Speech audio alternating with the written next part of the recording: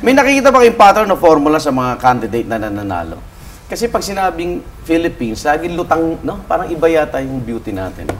I think hindi lang sa representative. I think malaking impact yung support ng country.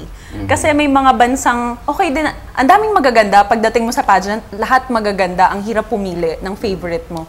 Pero iba yung confidence ng mga candidates na alam mong ang lakas ng backup. Alam mong pag nag-post sila ng picture, talagang pauulan na ng positive comments yan, susuportahan ng tao. So I think napakalaking bagay yung suporta.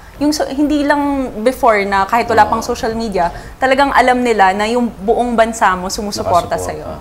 Tsaka iba na ngayon ng mga representative natin kasi talagang merong dedicated team na tinetrain sila. Nung panahon namin... Tinetrain kayo sa labas ng bansa, no? Oo.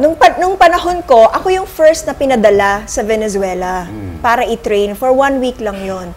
Pero ngayon, siguro panahon yata ni Venus ba nagsimula? Yes. Meron na dito sa atin. Yung Aces and Queens team, sila talaga yung nagtatrain sa mga beauty candidates. Tapos eventually, kagaya ni MJ, isa siya sa mga resulta ng ganyang training. Iba na tayo dito. Pero sa inyo, Carissa, anong bahagi ng pagsali sa Miss Universe ang pinakamahirap?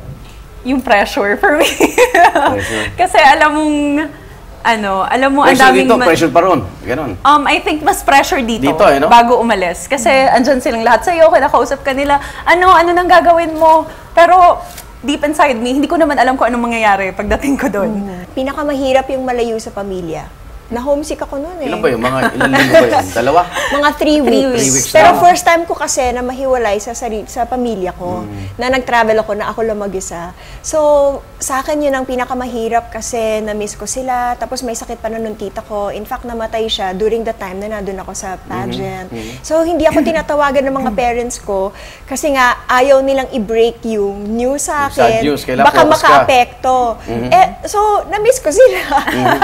Yan ang mahirap sa akin. Okay, syempre, kung may pinakamahirap, pinakamasaya. Ayan, anong pinakamasayang bahagi ng Miss Universe sa iyo, MJ? For me, ang dami kong kaibigan ngayon all around the world.